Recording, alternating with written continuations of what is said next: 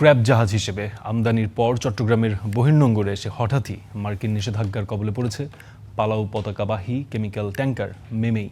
ইরানের পেট্রোকেমিক্যাল বাণিজ্যকে লক্ষ্য করে আরোপিত সবশেষ মার্কিন নিষেধাজ্ঞার অংশ হিসেবে জাহাজটিকে কালো তালিকাভুক্ত করা হয়। ফলে বন্ধ হয়ে গেছে ৬০ কোটি টাকা মূল্যের এই জাহাজটির রিসাইক্লিং কার্যক্রম। চট্টগ্রাম থেকে আরও জানাচ্ছেন সৈয়দ তামিম মাহমুদ। ৬০ কোটি ৮৮ লাখ টাকা মূল্যের প্রায় ১০,০০০ টন ওজনের কেমিক্যাল ট্যাংকার মেমেইকে কেনার জন্য দেশীয় প্রতিষ্ঠান SN corporation Bangladesh ship recycling বোর্ডের কাছে ছাড়পত্রের জন্য আবেদন করে এ বছরের ১৭ই মে। পরে ১৮ তারিখ ছাড়পত্র পেলে ২১ তারিখ এলসি খুলে প্রতিষ্ঠানটি। এরই প্রেক্ষাপটে ২৬ তারিখ জাহাজটি বাংলাদেশের জলসীমায় আসে, কিন্তু এরপরই বাধে বিপত্তি। ২০২৪ সালের জুলাই মাসে ইরানের পেট্রোকেমিক্যাল পণ্য পরিবহনের সঙ্গে জড়িত থাকার অভিযোগ তুলে জাহাজটির উপর গেল ২৮ মে নিষেধাজ্ঞা দেয় যুক্তরাষ্ট্রের স্টেট ডিপার্টমেন্ট। জাহাজটির পাশাপাশি এর হংকং ভিত্তিক মালিক ও বাণিজ্যিক ব্যবস্থাপক প্রতিষ্ঠান এভার শাইনিং লিমিটেডকেও নিষেধাজ্ঞার আওতায় আনে যুক্তরাষ্ট্র।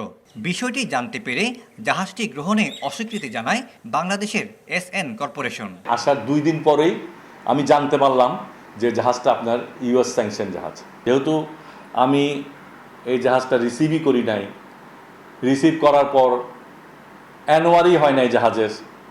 N1 না হওয়া মানে নোটস অফ রেডিনেস, যেটা এটাই হয় নাই। এখন আপনার এজেন্ট এই সব কিছু প্রসিডিউর মেনে বাংলাদেশের নিয়ম সব কিছু মেনে কিভাবে জাহাজটা আবার চলে যাবে এটা তারাই করবে। জাহাজটি এখন চট্টগ্রাম বন্দরের বহির্নোঙরে অবস্থান করছে। এটি দ্রুতই ফিরিয়ে নেওয়ার প্রক্রিয়াও চলছে। বাংলাদেশের জাহাজ ভাঙা শিল্পের ইতিহাসে আমদানিকৃত স্ক্র্যাপ জাহাজ ফেরত পাঠানোর ঘটনা এটিই প্রথম। জাহাজ তো ফেরত দিতেই হবে, বায়ার অলরেডি ক্যান্সেল করে দিয়েছে এলসি। লোকাল ফরমালিটি সেরে আমরা জাহাজ এখান থেকে সেল আউট করে দেবো। স্যাংশন জাহাজ গুলো প্রসেস করতে অনেক সময় লাগবে, তো এতদিন তো আর বাংলাদেশে বসে থাকবে না।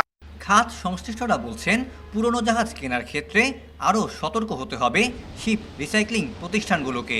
যারা এই জাহাজটা বিক্রি করছেন জিএমএস, ওনারা কিন্তু 4টা এরকম কন্টেনার জাহাজ নিয়ে বিরাট বড় বিপাকে পড়ছেন। যে কোনো সেরো ফ্লিটের জাহাজের জন্য যদি সেটা ডেমোলিশনে যায়, আমার মনে হয় যারা স্যাংশন দিচ্ছেন তারা এটাকে এনকারেজ করা উচিত। স্ক্র্যাপ জাহাজ আমদানির আগে জাহাজের অতীত বাণিজ্যের চুলচেরা বিশ্লেষণ করে নেওয়ার কথা বলছেন খাত সংশ্লিষ্টরা।